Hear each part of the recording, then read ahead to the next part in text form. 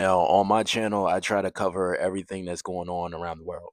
That being said, there's a lot that's going on in Africa, so I guess I'm just tackling Africa today. But basically, what's going on is it's another rebel group that's going on killing people in Sudan. That being said, this next channel, and I'm gonna show you the guy who covered everything, his whole YouTube channel because he gave great detail. I'm not trying to be lazy about the stories that I cover, but it's just that, my schedule fucked up. Being said, I still try to give credit and I do want to cover the news because there's certain wars and genocides that's going around the planet that our news just don't cover. And I know it's a lot that's going on here, but there's still shit that's going on in other places around the world. Being said, I'm about to roll this next clip. Please give this guy a like and a follow and give me a like and share if you could. I'm just trying to spread information out there, and this is the best way out. So thanks for watching. All right, y'all stay up. There's a brutal massacre playing out right now in Sudan where hundreds of civilians were murdered in a hospital earlier this week, and that's just part of it.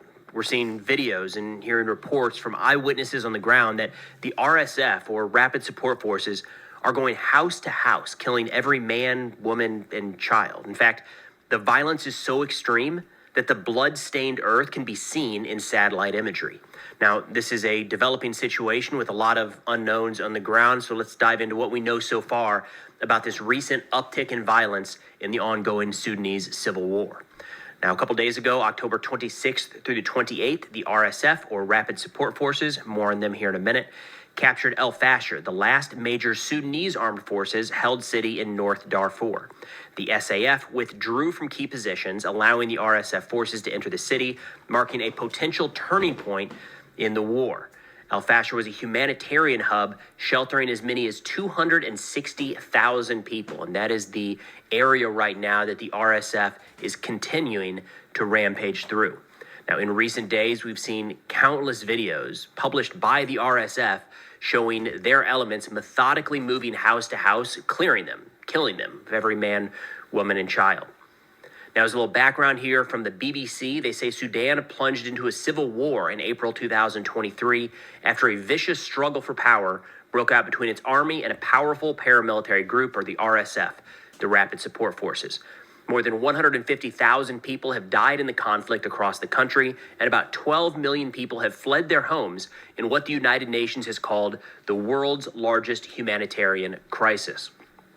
Now, a little information on the SAF versus the RSF, the two major belligerents in this conflict. There are some smaller armed groups as well.